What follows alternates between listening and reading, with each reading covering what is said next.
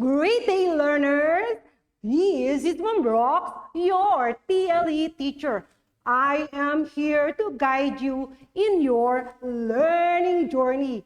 Be sure to have your self-learning module ready.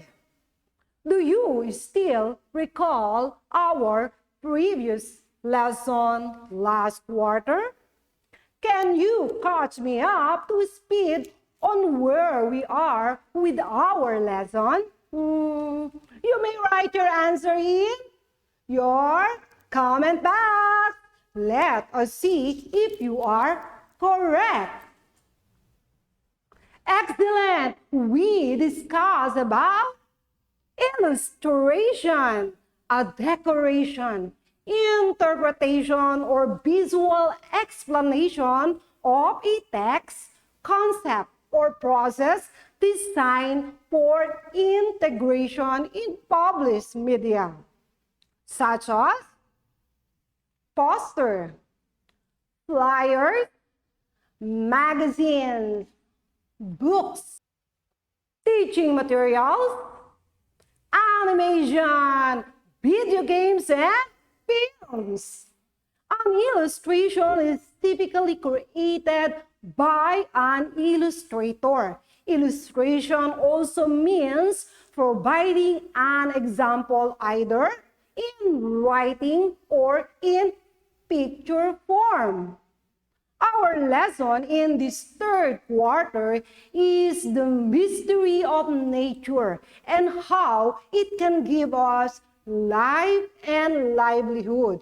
We will find out the countless blessings we receive from God, our Creator.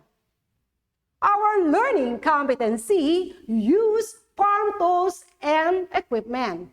Our learning objectives are: first, determine the faults and defective hand tools and equipment. Second, check farm tools for faults and defects in accordance with farm procedures. And last, number 3, appreciate the importance of awareness of faults and defects before using farm tools and equipment. Let us find out what to discover in our lesson by answering what I know. Direction. Read each question carefully and write the letter of the correct answer. You may write your answer in the comment box. You only have 5 seconds to answer every question. Are you ready? I can't hear you. Great! I can see that you are all very excited. Let's start. Number 1. Always use the right blank for the right task. It is letter A, box.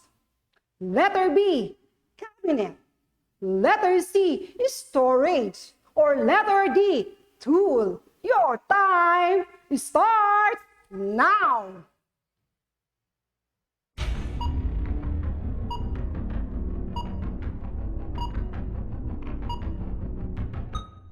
Oops, time's up. If your answer is letter D, tool, you are correct. Number 2. Alex wants to repair a defective tool. What does he need to do? It is letter A, have it repaired by an electrician, or letter B, have it call the attention of your neighbor. Letter C, have it clamp the tool blade in a bench vise. Or letter D, have it removed from service and tag it clearly out of service for repair. Your time starts now.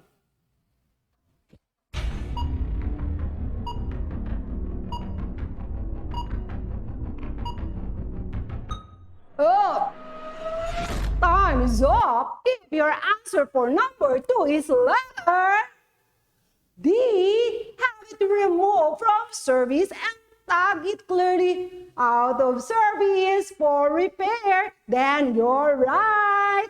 Number 3, the two types of defective equipment are manufacturing and blank defects. It is letter A, brand, or letter B, design. Letter C, model, or letter D, style. Your time starts now.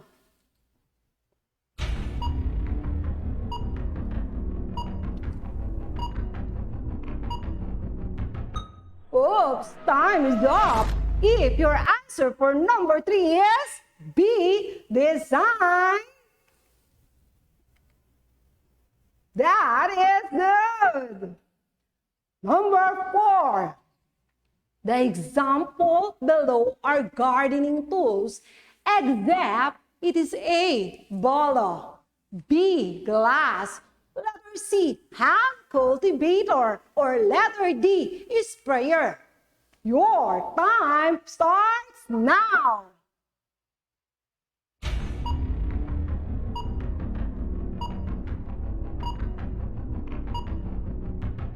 Oops, time is up.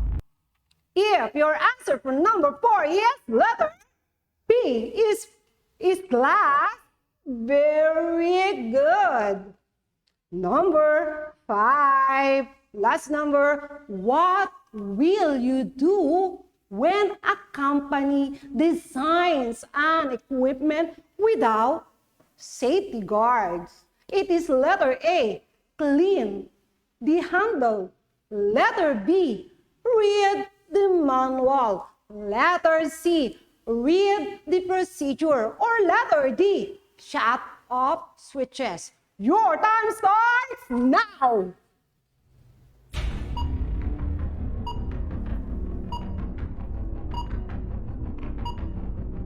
Oops, time's up. If your answer for the last number is letter B, read the manual, that's awesome. Great job! Imagine we are yet to start the lesson, but you already have an idea of what we are going to discuss. Now, we will face another exciting lesson. Do you know the Filipino lives and work to earn for their living? Let's watch this video and sing along with me.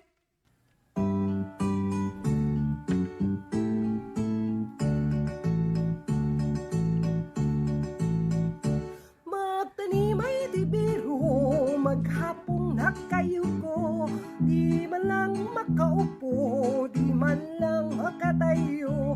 Braso ko'y namamanhit, daywang ko'y nangangawit, binti ko'y namimintig sa pagkababad sa tubig. Sa umaga paggising, ng lahat isipin, kung saan may patanim, may masarap na pagkain. Braso ko'y namamanhit, baywang ko'y nangangawit, binti ko'y namimintig sa pagkababad sa tubig. Halina, halina mga kaliyag, tayo'y magsipag-unat-unat, magpanibago tayo ng landas para sa araw ng bukas, para sa araw ng bukas.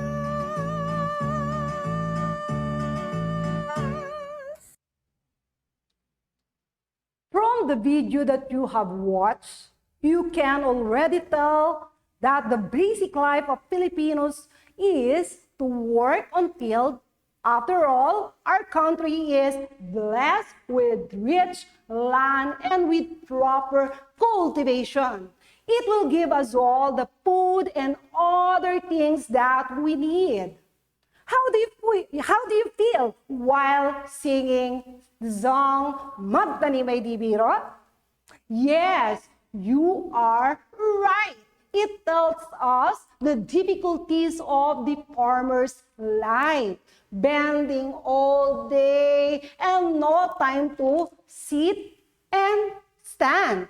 But it also reflects the positive attitude of being hopeful and hardworking. And to make work in the farm easier and more productive, men produce equipment. However, it comes with certain risks. Working on a farm comes with a certain risk, especially when you are operating heavy machinery and equipment. Faulty parts and defective farm equipment can cause serious and even fatal injuries. It is recommended that first gardeners receive hand tool training from an experienced instructor. Defective equipment like tractors, mowers, shredders, and other equipment cause debilitating and often lifelong injuries. In order to do horticultural operations successfully, one must have a good working knowledge of the tools, implements, and equipment before using them. So here are the types of defective farm equipment. We'll have manufacturing defects and design defects. First, manufacturing defects.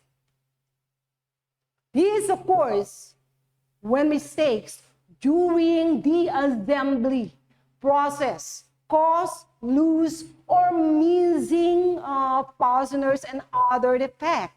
Manufacturing defect is a defect in a product that was not intended. Often it results with severe and fatal injuries. Second, design defects.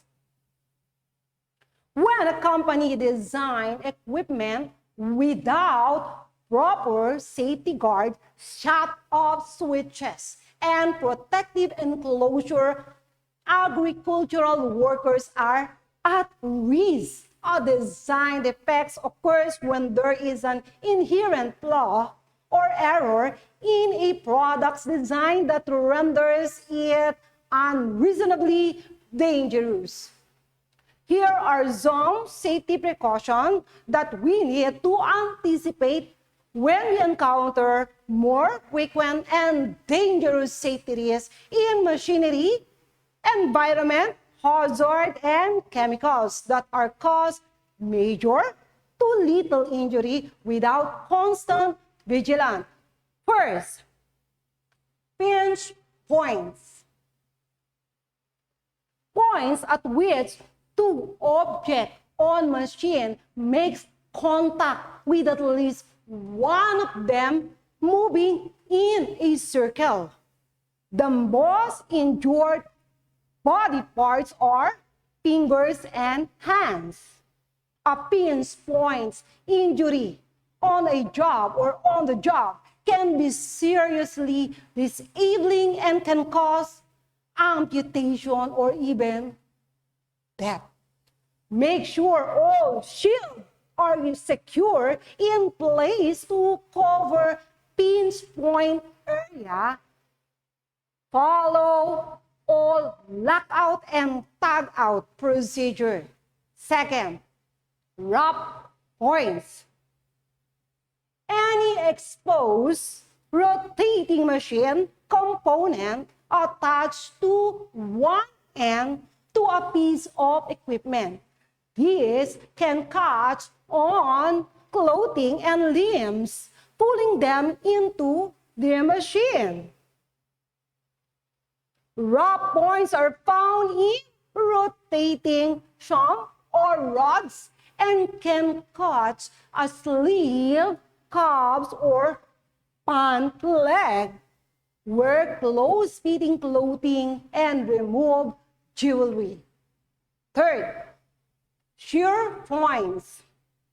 The edges of two objects moving closely enough together to cut relatively soft materials to create shear points. Common injuries include crushing of tissues, laceration, broken bones, contusion, and amputation. Do not reach over, around, or work on rotating part. Keep your metal shear well maintained. You should have a warning lights, mirror, emergency stop buttons, and lubrication system. Number 4, freewheeling points. After a farmer turns off the equipment, farm equipment parts such as rotary motors, blade, and flywheels continue to rotate. These can catch on clothing and leaves, pulling them into the machine. Some parts, farm equipment parts, such as rotary motor blades and butterfly wheels, continue to rotate after being shut off. Never touch a freewheeling part while it is moving, even if it is moving very slowly.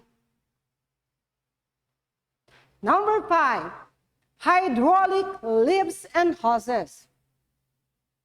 Leaky hydraulic hoses can emit toxic fluid that can burn your eyes and skin, turn off the engine, and relieve hydraulic pressures before disconnecting hydraulic hoses or completing repairs.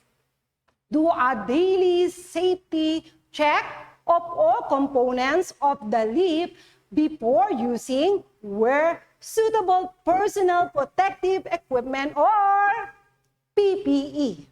When working under raised vehicles, examples, goggles or face protection from leaking fluids, rust, dust, etc. Now, there are some ways to determine the defective and non-defective tools and equipment. First, visual inspection. Defective and non-defective tools are described by its physical appearance, such as dullness, sharpness, dismantled parts, and more. Visual testing can be done by looking at the test piece directly or by using optical measurements such as magnifying glasses, mirrors, borescope, as computer-assisted viewing system. Second, functionality. It is done by checking or assessing if the tool is already susceptible to wear and tear or does it exceed its service life already. The purpose of functional test is to test its function of the software application by providing appropriate input, verifying the output against the functional requirements. Number 3, performance. Checking the performance of a tool is not only done during the actual use, but it should also be done after determining whether the tool is worthy to be used. Performance testing is the practice of evaluating how a system performs in terms of responsiveness and stability under a particular workload. Performance tests are typically executed to examine speed, robustness, reliability, and application size. Again, the different ways to determine defective and non-defective tools and equipment are visual inspection, functionality, performance. There are also defective farm equipment and injuries. Those are broken bones, crush injury, burns, electrocution, spinal cord and traumatic brain injury, amputations injury. We have also farm procedure before using farm equipment. And those are, first, ensure you're well rested. Feeling fatigue when operating machine can be dangerous, to make sure taking breaks from work when you need rest. Second, always thoroughly read the manual for a piece of equipment. Your new tractor may function differently than your old one. To give yourselves the time we need to prepare and also set up. Then comply with the instructions and rules. Number 3, avoid alcohol. Even one drink can affect the ability to operate the machine. Health problems such as liver disease, brain injury, cancer, heart problem are strongly linked to drinking alcohol, and the more you drink, the greater the risk. Number 4, maintain awareness. Stay focused. Be aware of what you are doing and where you are going. Self-awareness is the ability to tune into your feelings, thoughts, and actions. Number 5, adjust equipment accordingly. This means keeping all guards, shields, and access doors in place when operating equipment, and make necessary alteration to equipment to fit operational conditions. Number 6, keep children and animals away from working areas. To avoid any disastrous accident, keep your child's play areas separate from your working area. Number 7, last, dress appropriately. Dressing appropriately can mean reducing the risk of injuries. Those clothes are well fitted, and avoid wearing too tight or too loose attire. Again, farm procedure before using farm equipment are: number 1, ensure you're well rested. Second, always thoroughly read the manual for each piece of equipment. Third, avoid alcohol. Fourth, maintain awareness. 5, adjust equipment accordingly. 6, keep children and animals from working areas. And last, dress appropriately. I want to show you how to transfer plants using recycled materials. Find out which tools I used while I was doing it. Do not forget to wear PPE or personal protective equipment to avoid any mishap. Are you ready?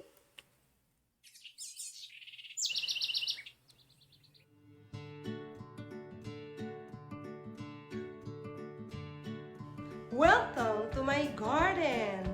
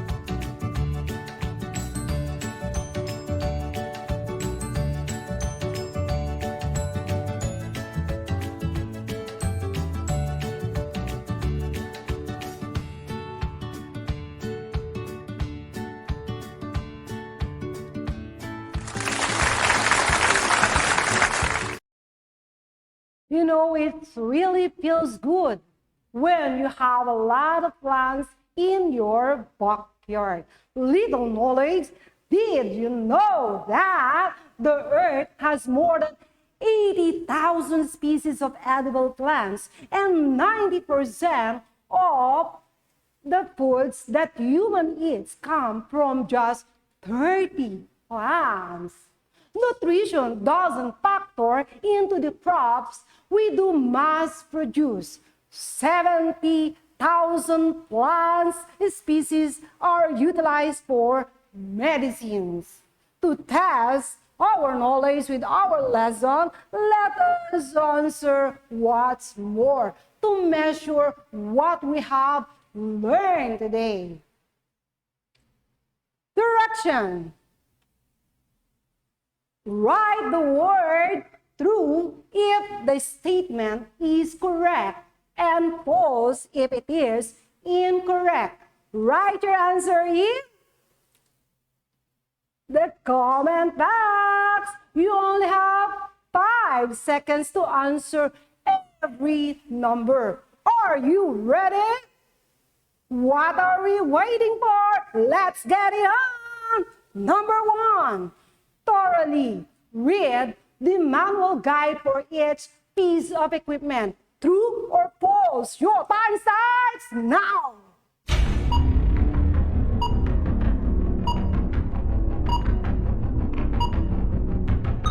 Oops! Time's up!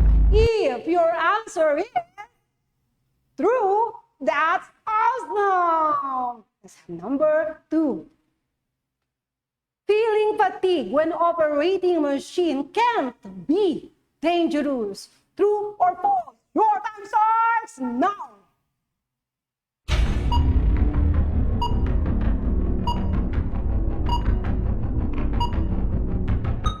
Time is up. If your answer is false, very good.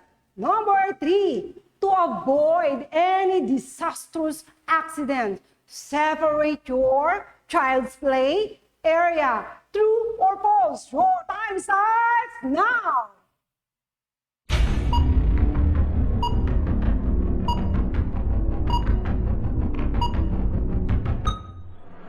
Time is up. If your answer for number 3 is true, what a brilliant answer. Number 4, leaky hydraulic hoses emit toxic fluids that can burn your eyes and skin. True or false? Your time starts now.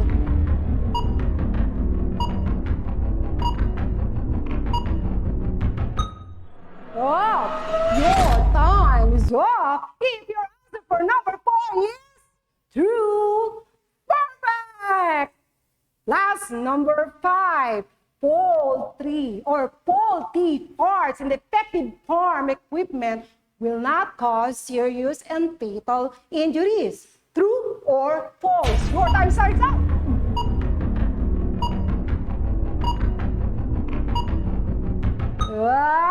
Time's up. If your answer is false, excellent. How many of you got the perfect score for this activity? Write a happy face icon in the comment box. I am truly amazed for the job. Well done. You did it. Congratulations.